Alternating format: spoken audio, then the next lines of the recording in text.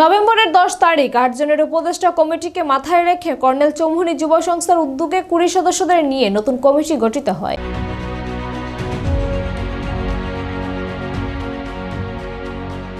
এই কমিটি আগামী 3 বছর ক্লাবের পরিচালনার দায়িত্বে থাকবে। আজ ক্লাবে আয়োজিত এক সাংবাদিক সম্মেলনে জানান নতুন কমিটির সভাপতি ডক্টর পল্লবকান্তি ঘোষাল। তাছাড়া আজকের সাংবাদিক সম্মেলনে উপস্থিত ছিলেন সম্পাদক অসিত বরণ সাহা সহ অন্যান্যরা। আজকের এই সাংবাদিক সম্মেলনে আগামী দিনের কর্মসূচিও তুলে ধরেন তারা। কিছুদিনের ভেতরে একটি রক্তদান শিবির এবং স্বাস্থ্য শিবিরের আয়োজন করা হবে ক্লাব প্রাঙ্গণে বলে জানান পল। কি কর্মসূচি পরে থাকে ক্লাব সে ব্যাপারে বলতে গিয়ে বলেন, ক্লাবের 2টি অ্যাম্বুলেন্স পরিষেবা দিনরাত দিয়ে যাচ্ছে। গরিব দুস্থদের সাহায্য করে ক্লাব তা অব্যাহত থাকবে। কর্নেল চৌমুহনী প্লে সেন্টারে ক্রিকেট কোচিং এর ব্যবস্থা করা হবে বলেও জানান।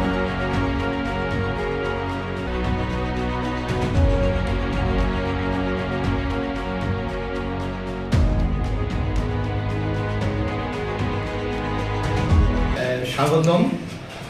আমাদের 2025-2028 এই 3 বছরের জন্য গত 10 তারিখে আমাদের জেনারেল বডিতে সর্বসম্মতিক্রমে যে নূতন কমিটি গঠিত হয়েছে তার 9 সদস্য উপদেষ্টা মণ্ডলী, তারপর 8 জন অফিস বেয়ারার, এছাড়াও 12 জন কার্যকরী কমিটির সদস্য।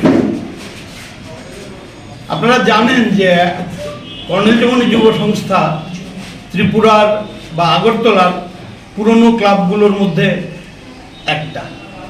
আমরা এইবারে আমাদের 56তম দুর্গাপূজা করেছি। আমাদের এই ক্লাবের শুরু অনেক আগে থেকে, অফিসিয়াল শুরুটা হয়েছে 1969 থেকে।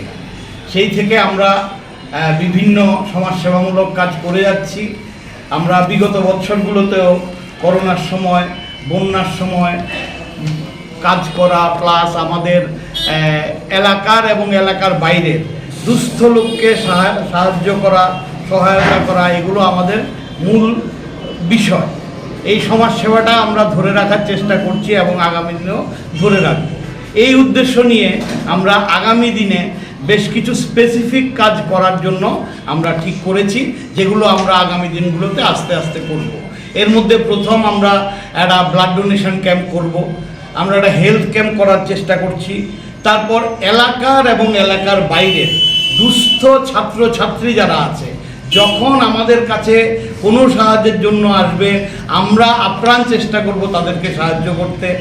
এর বাইরে আছে যে অসুস্থ, অনেকেই অসুস্থতা বোধে আপনার চিকিৎসা করতে পারে না, টাকা পয়সার অভাব থাকে।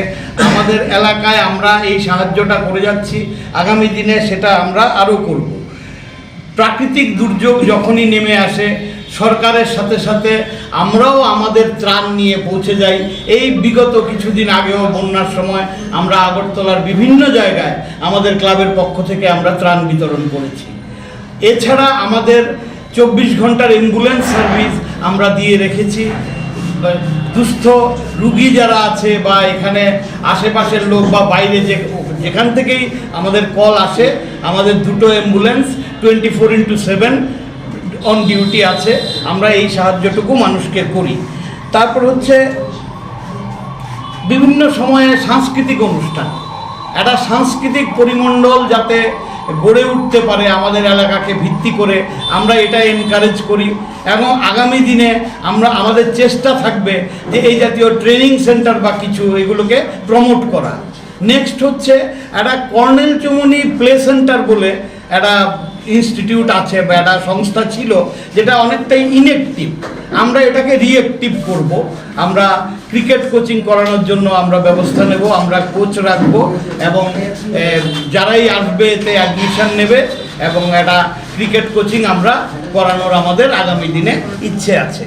তারপর আর এই হচ্ছে আমাদের আগামী দিনের কর্মসূচি। এছাড়া প্রয়োজন অনুযায়ী যখন সমাজ সেবামূলক কোনো কাজ আমাদের করতে হয়, আমরা সেই কাজে এগিয়ে যাব।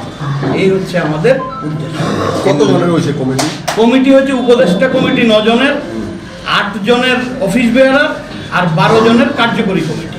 আচ্ছা, এই যে কমিটিটা হয়েছে এটা কি ভোটের মাধ্যমে না আপনার নির্বাচন? সর্বসম্মতিক্রমে হয়েছে আমাদের জেনারেল বডি মিটিংয়ে গত 10 তারিখে। এই কমিটি থেকে যারা এসেছে তারা কি পুরাতন লোকরা আছে না নতুন আসছে? না, সব পুরনো নতুন মিলিয়ে এর আগের বার যারা ছিল তাদেরও কেউ কেউ আছে, আবার নূতনও কেউ আছে, এটা সংমিশ্র। Thank you.